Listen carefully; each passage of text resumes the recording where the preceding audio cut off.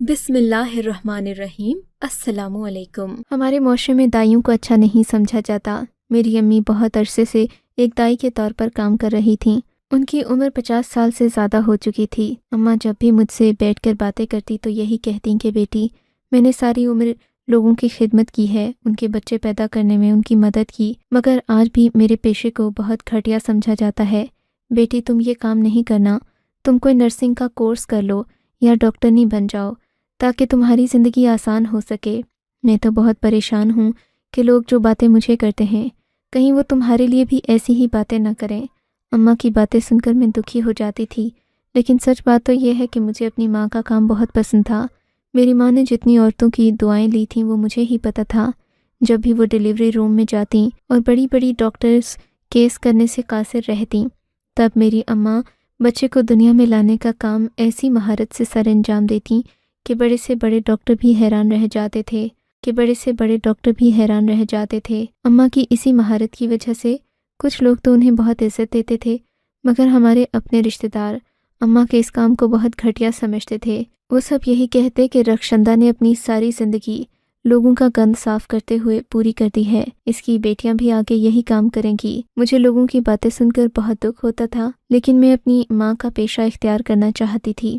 ایسا کرنے سے میں یہ ثابت کرنا چاہتی تھی کہ میری ماں، آپ جو بھی چاہتی ہیں، آپ جیسا بھی چاہتی ہیں، جو پیشہ آپ کا تھا مجھے وہ قبول ہے، مجھے اس پر فخر ہے۔ بس یہی سب اماں کو بتانے کی خاطر میں نے بھی ان کے ساتھ اسی کام کو سیکھنا شروع کر دیا۔ اماں نے مجھے لاکھ منع کیا، کہنے لگیں کہ بیٹی، یہ سب تمہارے بس کی بات نہیں ہے، تم ابھی کم عمر ہو، غیر شادی شدہ ہو، تم یہ کام کرتے اچھی نہیں لگتی۔ مگر میں اماں کی باتوں سے بالکل بھی اتفاق نہیں کرتی تھی۔ میں اپنی ماں کے پیشے کو پورے فخر کے ساتھ اپنانا چاہتی تھی۔ جانے لگی، میں نے مختلف طریقوں سے کام سیکھا تھا، اپنی پڑھائی بھی ساتھ ساتھ جاری رکھی، لیکن جب نوکری کرنے کا وقت آیا تو میں جان گئی تھی کہ اس خاندان کے سامنے یہی کام کر کے میں زندگی بھر کے لیے بدنام ہو جاؤں گی۔ جذباتی ہو کر میں نے ماں کے پیشے کو اپنا تو لیا تھا، مگر میں یہ نہیں جانتی تھی کہ میری زندگی میں دائی بن کر اتنی بڑی تبدیلی آ جائے گی۔ ایک دن میری سہیلی نے مجھے مشورہ دیا کہ تم یہاں پر دائی بننے کی بجائے سعودی عرب میں چلی جاؤ۔ سعودی عرب ایک ایسا ملک ہے جہاں پر عورتوں کے میڈیکل اسٹاف کی کمی ہے، کیونکہ وہاں پر عورتوں سے ہی علاج کروانے کو مناسب سمجھتی ہیں۔ لوگ مرد ڈاکٹروں کے پاس نہیں جانا چاہتے، تو اگر تم وہاں چلی جاؤ تو ہو سکتا ہے کہ تمہاری زندگی آسان ہو جائے۔ وہاں جا کر تم اچھا خاصا پیسہ بھی کما لو گی اور تمہیں یہاں کی ذلتوں اور رسوائیوں سے بھی جان چھوٹ جائے گی۔ میں اپنی سہیلی کی بات سے اتفاق کرنے کے بعد ہی سعودی عرب میں مختلف جگہوں میں مڈ وائف کے طور پر اپلائی کرنے لگی تھی۔ اسسٹنٹ کی حیثیت سے وہاں جانا چاہتی تھی۔ باہر کے ملکوں میں دائی کا کوئی تصور نہیں ہوتا، اس لیے میں چاہتی تھی کہ وہاں میں ایک نئی پہچان کے ساتھ جاؤں۔ ہو سکتا ہے کہ مجھے اپنے تجربے کی بنیاد پر کوئی اچھی نوکری مل جائے۔ میں نے اپنی زندگی میں کبھی اتنی کوشش کسی چیز کے لیے نہیں کی تھی جتنی اس نوکری کے لیے کی، اور پھر کہتے ہیں انسان جس چیز کی کوشش کرتا ہے وہ اسے مل کر ہی رہتی ہے۔ میرا جب ویزا آیا اور میں نے اپنی اماں کو یہ بات بتائی تو وہ خوشی سے پھولے نہ سما رہی تھیں، مگر اماں یہ نہیں جانتی تھیں کہ میں نے جس میدان کو چنا ہے میرے لیے وہ آگے کتنی مشکلات لے کر آئے گا۔ مقررہ دن پر میں نے اپنا سارا سامان پیک کیا اور پردیس کے لیے روانہ ہو گئی۔ میرا دل اس وقت بہت پریشان تھا، مجھے یہ نہیں پتہ تھا کہ میرے ساتھ آگے کیا ہو جائے گا۔ میں نے اپنے دل میں بہت ساری دعائیں مانگی تھیں کہ یا اللہ وہاں جا کر مجھے کوئی غلط حالات کا سامنا نہ کرنا پڑے، کیونکہ اکثر لڑکیوں کو نوکری کا جھانسا دے کر پاکستان سے لے کر باہر تو جایا جاتا ہے، مگر آگے ان کے ساتھ اچھا سلوک نہیں کیا جاتا۔ اس بات نے مجھے پریشان بھی کیا ہوا تھا۔ میں سارا سفر اللہ کا نام لیتی۔ جب وہاں پہنچی تو مجھے ایئرپورٹ سے سیدھا ایک آدمی کے آفس میں حاضر کیا گیا۔ جب میں نے اس آفس کو دیکھا تو یہ بڑا عالی شان کمرے پر مشتمل تھا۔ آفس میں بیٹھتے ہی میری نظر سامنے کرسی پر بیٹھے اپنے مالک پر پڑی تھی، جو میرا انٹرویو لینے کے لیے بے تاب بیٹھا ہوا تھا۔ اس آدمی کی آنکھیں بھوری تھیں اور عمر تقریباً 50 سال کے درمیان ہوگی۔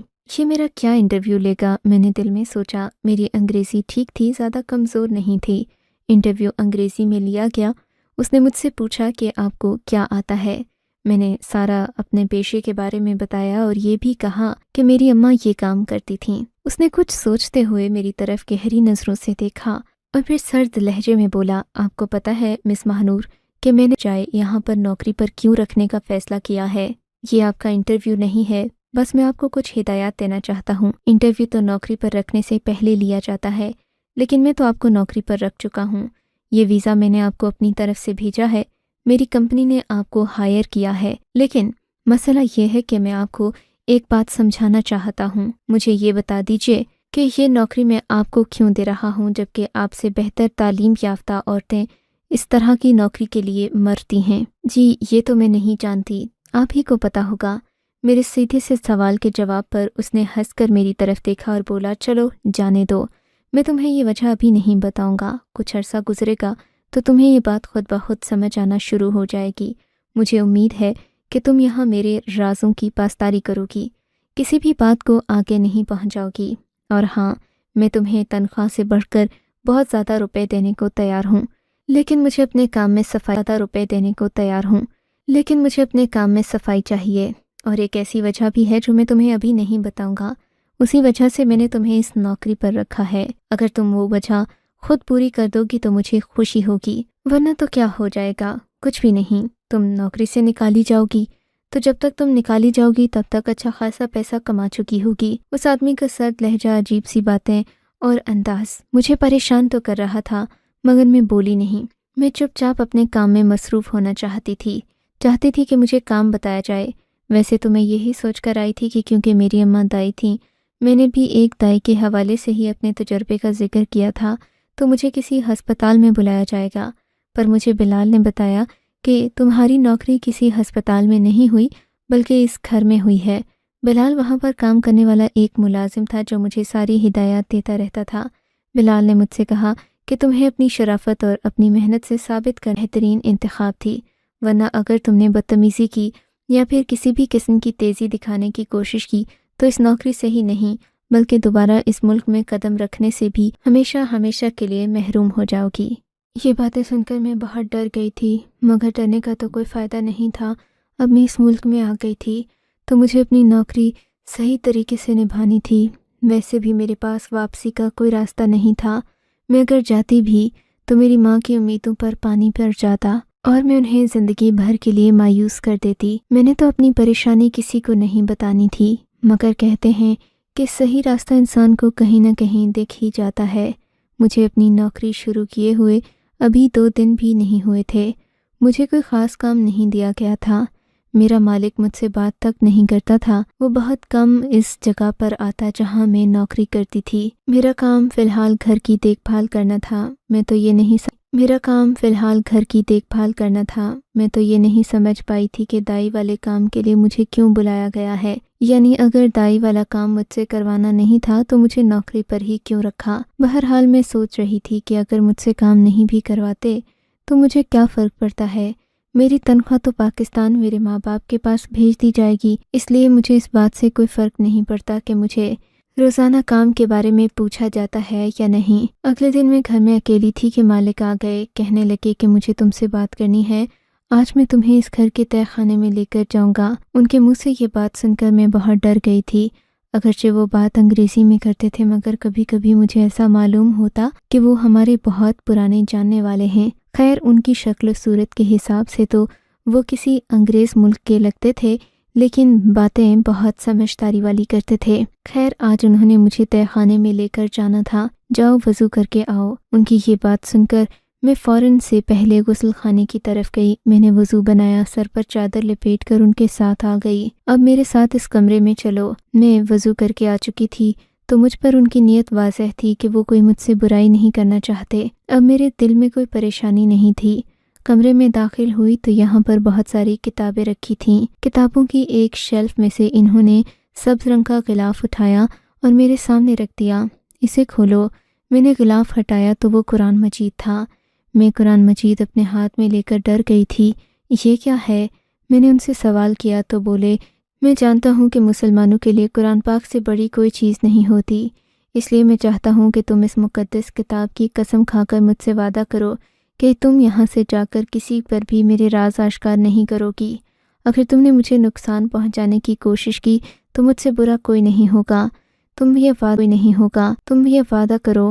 اپنے حلف نامے پر تو میں تمہیں دستخط کروانے سے رہا۔ بس میں تم سے یہی حلف لے سکتا ہوں۔ میں اس شخص کی اس بات پر حیران ہو گئی تھی، ایسا بھی کیا کام تھا جس کے لیے اسے اتنی رازداری کرنا پڑ رہی تھی۔ میں نے وعدہ کر لیا۔ میں قرآن پاک پر ہاتھ رکھ کر قسم کھا چکی تھی، جو کہ میرے لیے بظاہر بہت بڑی بات تھی، مگر چونکہ میں مجبور تھی اس لیے میں نے قسم کھا کر اس بات کا وعدہ کر لیا کہ میں یہاں کا کوئی راز کسی دوسرے کے سامنے بیان نہیں کروں گی۔ خیر، اس سارے بیان کے بعد میں اور میرا مالک کمرے سے باہر آئے۔ سیڑھیاں نیچے اترتے ہوئے ہم لوگ ایک تہہ خانے میں پہنچ گئے تھے۔ اس تہہ خانے سے ہلکی ہلکی آوازیں آ رہی تھیں۔ میں نے ادھر ادھر دیکھا تو مالک نے مجھے سخت نظر سے گھورا، جیسے یہ کہہ رہے ہوں کہ تمہیں ادھر ادھر جھانکنے کی ضرورت نہیں ہے، بس جو میں کام تمہیں کہوں گا تم نے وہی کام کرنا ہے۔ میں نے ان کے سامنے نظریں جھکا لی تھیں۔ اچھا، اب میرے ساتھ آؤ، اور یہاں پر ضرورت نہیں ہے، ویسے تو تمہیں عربی سمجھ ہی نہیں آتی۔ جی ہاں، ایسا ہی ہے، بس یہ تو سب سے اچھی بات ہے، کسی کی بات پر کوئی دھیان دھرنے کی ضرورت نہیں۔ ہم لوگ ایک کمرے میں داخل ہوئے جس میں 4 کمرے مزید بنے ہوئے تھے، مگر یہ چاروں کے چاروں شیشے کے تھے۔ کمروں میں سے ایک دوسرے کو دیکھا جا سکتا تھا۔ ان چاروں کمروں میں ایک عورت تھی جسے ایک ریشمی مخملی بستر پر لٹایا گیا تھا۔ ایسا لگتا تھا جیسے یہ چھوٹا سا ہسپتال تھا۔ میرے ذہن میں پہلی بات تو یہی آئی کہ یہ کوئی ہسپتال ہے، یہ عورتیں ساری مریضہ ہیں اور مجھے ان کی دیکھ بھال کے لیے لایا گیا ہے، مگر سوال یہ تھا کہ گھر کے اندر ہسپتال کون بناتا ہے؟ اگر مجھے ہسپتال کی نوکری کے لیے ہی لایا گیا ہوتا تو پھر مجھ سے اس بات کا اظہار بھی کیا جاتا، لیکن یہ چاروں کی چاروں عورتیں مجھے کہیں سے بھی مریض معلوم نہیں ہوتی تھیں۔ البتہ وہ بستر پر بیٹھی تھیں اور سبھی کی سبھی مایوس لگ رہی تھیں ان کی عمریں بھی زیادہ نہیں تھیں، کوئی 30 سال کی تھی تو کوئی 35 کی، جبکہ ایک تو مجھے بالکل ہی 25 سال کی لگ رہی تھی۔ میرے مالک نے مجھ سے کہا کہ یہ چاروں عورتیں ہیں جن کا مجھے خیال رکھنا ہے، ان کے کھانے پینے سے لے کر اٹھنے بیٹھنے تک پر نظر رکھنی ہے، اور چونکہ ان چاروں کے کمروں سے تم بآسانی دیکھ سکتی ہو، شیشے لگے ہوئے ہیں تو تمہاری نظر آسانی سے پڑ سکتی ہے، تم یہ جان سکتی ہو، دیکھ سکتی ہو کہ کون عورت کیا کر رہی ہے، اس لیے تمہیں یہ کام کرنے میں زیادہ دقت پیش نہیں آئے گی۔ میں مالک کی بات سمجھ گئی تھی، گویا کہ انہوں نے شیشے کا گھر بنا کر یہی ثابت کیا تھا کہ اب ہر عورت دوسرے پر نظر رکھے گی، لیکن ایسا کرنے کی ضرورت کیا تھی اس بات پر مجھے کوئی علم نہیں تھا۔ میں نے مالک سے کہا کہ میں ضرور ان سب کا خیال رکھوں گی۔ مالک نے کہا کہ یہ تقریباً سبھی امید سے ہیں اور انہوں نے میں 9 ماہ تک تمہاری تنخواہ اور سارا خرچہ اپنے گھر والوں کو بھجواتا رہوں گا، تمہارے گھر والوں کو کوئی مسئلہ نہیں ہوگا۔ تو کیا 9 مہینے کے بعد میری نوکری ختم ہو جائے گی؟ میری بات پر اس نے نفی میں سر ہلا دیا۔ نہیں، ان میں سے کسی کا بچہ 4 سال بعد بھی پیدا ہوگا تو میں تمہیں ہی بلاؤں گا، اور تم اگر ایماندار نکلی تو میں تمہارے لیے سب کچھ کرنے کو تیار ہوں، اتنا کچھ جو کہ تم نے پہلے کبھی سوچا ہی نہیں ہوگا۔ مالک، یہ آپ کی کیا لگتی ہیں؟ یہ میری جو بھی لگتی ہیں، تمہیں بس ان کا خیال رکھنا ہوگا۔ میں تمہیں ہر طرح کی سہولت فراہم کروں گا۔ تمہیں کسی مشین یا دوا کی ضرورت ہو تو مجھے لازمی بتا دینا، یا بلال سے کہہ دینا تو وہ بازار سے لے آئے گا۔ اور ہاں، تمہیں کسی قسم کی فکر کی ضرورت نہیں، بس تم میرے راز کی پاسداری کرو، اس کے علاوہ مجھے تم سے اور کچھ نہیں چاہیے۔ میں اپنے مالک کی بات سن کر مطمئن ہو گئی تھی، مگر اب مجھے یہ بھی تو سوچنا تھا کہ آگے کیا ہوگا۔ مجھے یہاں رہتے ہوئے تو لوگوں کی حقیقت معلوم تھی، ہر بندے کے گھر کا بھی پتہ تھا کہ وہ کیا کھاتا پیتا ہے، اس لیے میں سب کے کھانے پینے کا خیال بھی رکھ سکتی تھی۔ لیکن اس نئے ملک میں آ کر پردیس کی ایسی ہوا مجھ کو لگی کہ میں تو اپنا نام تک بھول گئی تھی۔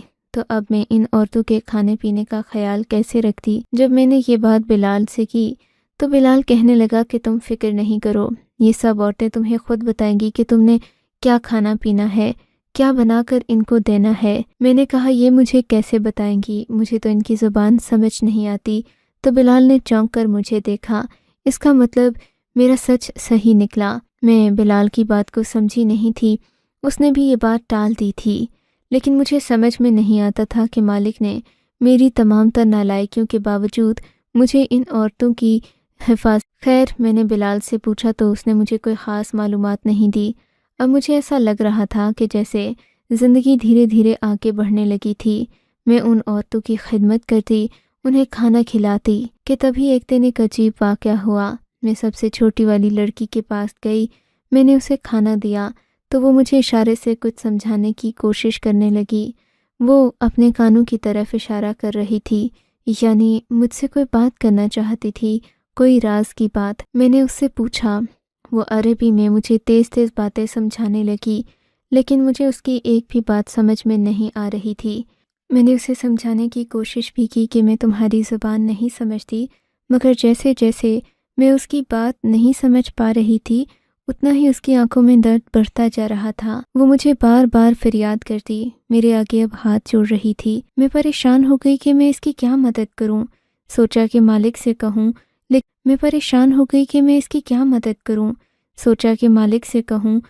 اگر مالک اس کی مدد کرنا چاہتے ہوتے تو یہ مجھے کیوں یہ سب بتا رہی ہوتی؟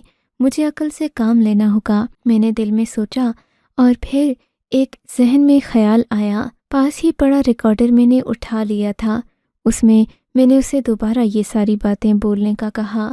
اگرچہ وہ ڈر رہی تھی مگر میں نے اسے حوصلہ دیا کہ میں تمہاری ساری بات سمجھتی ہوں، رازداری کے ساتھ تمہاری اس بات کا مطلب کسی سے پوچھوں گی، پھر تمہاری مدد کروں گی۔ اس نے ساری باتیں مجھے بتا دی تھیں، میں بلال سے تو پوچھ نہیں سکتی تھی۔ میں نے دل میں تہیہ کر لیا کہ میں ان ساری باتوں کا ترجمہ خود ہی ڈھونڈ کر رہوں گی۔ اگلے دن مجھے بازار جانا تھا۔ بازار میں میری کوئی سہیلی نہیں تھی، نہ ہی میں کسی کو جانتی تھی، مگر کہتے ہیں کہ انسان جب راہ حق پر چلتا ہے تو کوئی نہ کوئی راستہ اسے نظر آ ہی جاتا ہے۔ مسلسل محنت کے بعد مجھے ایک ایسی لڑکی مل ہی گئی جو مجھے ان ساری باتوں کا ترجمہ کر کے دینے پر راضی ہو گئی۔ میں نے اسے ساری کی ساری گفتگو سنا دی تو وہ مجھے پھٹی پھٹی آنکھوں سے دیکھنے لگی، بولی کہ اگر مجھے تمہاری حفاظت کا ڈر نہ ہوتا تو میں اس آدمی کے خلاف ایکشن لیتی۔ یہ جو باتیں کر رہا ہے یہ بہت ہی بھیانک ہیں، کوئی بھی عورت ایسی باتیں برداشت نہیں کر سکتی۔ میرا مطلب کہ یہ عورت اپنے شوہر کے بارے میں بہت بھیانک باتیں بتا رہی ہے۔ میں ڈر گئی تھی۔ میں نے اس سے ان باتوں کا مطلب پوچھا تو پتہ چلا میرے مالک نے اپنی چاروں بیویوں کو تہہ خانے میں قید کر رکھا ہے اور ان چاروں سے بیٹے کا خواہش مند ہے۔ اگر ان چاروں میں سے کسی کا بیٹا نہیں ہوا تو وہ ان چاروں کو طلاق دے کر کسی ایسی جگہ پر پھینک دے گا جہاں سے دنیا انہیں ڈھونڈ بھی نہیں سکتی۔ مجھے حیرت تو اس بات کی تھی کہ وہ آدمی بظاہر بہت پڑھا لکھا اور ماڈرن نظر آتا تھا، مگر اس نے جو حرکت کی تھی وہ بہت عجیب تھی، روایتی قسم کی۔ میرا دل بری طرح سے پریشان ہو چکا تھا۔ میں اب اس لڑکی کی مدد بھی کرنا چاہتی تھی کیونکہ اس نے اپنی گفتگو میں یہ بھی بتایا تھا کہ اگر اس کا بیٹا نہ ہوا تو بہت بڑا مسئلہ ہو جائے گا، اور یہ بھی بتایا کہ میرے مالک نے مجھے نوکری پر بھی اسی لیے رکھا ہے کہ ان کے خیال میں اپنے نام، اپنی تاریخ پیدائش اور باقی چیزوں کے اعتبار سے ان کے لیے مبارک ثابت ہو سکتی ہوں، اور اگر اس نوکری میں نے ذرا سی بھی کوتاہی کی تو میرے لیے یہ دنیا ہی جہنم بن جائے گی۔ ان ساری باتوں نے مجھے بے پناہ پریشان کر دیا تھا۔ میں کسی کو بھی اپنی سہیلی، اپنی دوست تو نہیں بنا سکی، لیکن مجھے اب مدد تو لینا ہی تھی۔ آخر نہ سمجھ آتے ہوئے میں نے بلال سے اس بات کا ذکر کیا۔ بلال نے میری ساری بات سنی اور کہنے لگا، اگر تم نے مجھ پر بھروسہ کیا ہے تو میں تمہاری مدد کرنے کو تیار ہوں، لیکن دیکھو خدا کے لیے تم یہ نوکری کرنے کے بعد فوراً اپنے گھر چلی جاؤ۔ میں نہیں چاہتا کہ تی معصوم گھریلو شریف لڑکی میرے مالک کی ظلم کا نشانہ بنے۔ میرا مالک انصاف پسند ہے لیکن وہ بہت غصے والا شخص ہے۔ اس نے واقعی میں تمہیں اپنی تاریخ پیدائش، تمہارے نام اور تمہارے پیشے کی وجہ سے یہاں نوکری دی ہے۔ دوسرا مالک یہ نہیں چاہتے کہ ان کی بیویوں کو چیک کرنے کوئی لیڈی ڈاکٹر آتی، کیونکہ ڈاکٹر آزاد خیال ہوتی ہیں اور وہ یہاں سے باہر جا کر کسی کو بھی ان کی حقیقت کے بارے میں بتا سکتی تھیں، اس لیے انہوں نے قدرے کم پڑھی لکھی لڑکی کا انتخاب کیا۔ مگر اگر انہیں یہ پتہ چلا کہ تم مالک کے بارے میں یہ سب سوچ رہی ہو یا تمہیں حقیقت پتہ چل گئی ہے تو پھر تمہارا بچ نکلنا مشکل ہوگا، اس لیے بہتر یہی ہے وہی کرو جو تمہیں میں نے کرنے کو کہا ہے۔ بلال نے مجھے کہا کہ میں کسی طرح ان عورتوں کے پیدا ہونے والے بچوں کی جنس کے بارے میں پتہ کروں، کیونکہ مالک اس کام کو برا سمجھتا ہے، وہ خود تو ایسا نہیں ہونے دے گا۔ میں نے بلال کی مدد سے ان عورتوں کے ٹیسٹ کروا لیے تھے۔ مجھے پتہ چل چکا تھا کہ ان میں سے 3 نے بیٹا ہی پیدا کرنا ہے۔ یہ بڑی حیرت انگیز بات تھی، جبکہ ایسا اس سے پہلے نہیں ہوا تھا۔ مالک اس سب باتوں کے پیچھے اتنا پاگل ہوا ہی اسی لیے تھا کیونکہ اسے اپنی اولاد کے بارے میں यकीन नहीं था। आज से पहले उसकी 3-4 औलादें दुनिया में आने से पहले ही अल्लाह को प्यारी हो गई थीं। ये आदमी अब जुनूनी हो चुका था और औरतों से अपने बच्चे पैदा करने की खातिर धड़ाधड़ शादियां किए जा रहा था। उन शादियों को हुकूमत के साथ रजिस्टर भी नहीं किया जाता था कि कहीं उसे इन सब का हिसाब न देना पड़ जाए। अब तो मेरे सर पर भी तलवार लटक रही थी, लेकिन चूंकि अब उन लड़कों की जिन्स का पता चल चुका था, मैं मुतमईन हो गई थी। अल्लाह ने ही मेरा साथ दिया। मैं दिन रात तहज्जुद पढ़कर दुआएं करती थी कि ए अल्लाह, मुझे मेरी माँ के सामने रुस्वा न करना। अगर मैं उसके सामने रुस्वा हो गई तो मैं ज़िंदगी भर किसी को मुंह दिखाने के काबिल नहीं रहूँगी, खुद को माफ़ नहीं कर पाऊँगी। और फिर मेरे रब ने मुझे सुरखरू किया। उन 3-4 बच्चों की पैदाइश के बाद उस मालिक ने खुश होकर मुझे ढेर सारे रुपए दिए। मैं उन पैसों को लेकर पाकिस्तान इस वादे पर आई थी कि मैं दोबारा आपके बुलाने पर लाजमी आऊँगी, लेकिन मैं दोबारा नहीं जाना चाहती। मैं जानती हूँ कि ये किस्मत और खुशकिस्मती कुछ नहीं होती। अल्लाह ने मेरे हिस्से में जो रिस्क लिखा था वो मुझे मिल गया। अब अगर मैं ऐसे पागल शख्स की नौकरी करने जाऊंगी तो ये सरासर बेवकूफ़ी होगी। आपको अगर ये कहानी अच्छी लगी है तो इस वीडियो को लाइक कीजिए और इस तरह की मज़ीद कहानियाँ सुनने के लिए हमारे चैनल को ज़रूर सब्सक्राइब कीजिए। कहानी सुनने का शुक्रिया। आपसे मुलाकात होगी अगली वीडियो में। तब तक के लिए अल्लाह हाफ़िज़।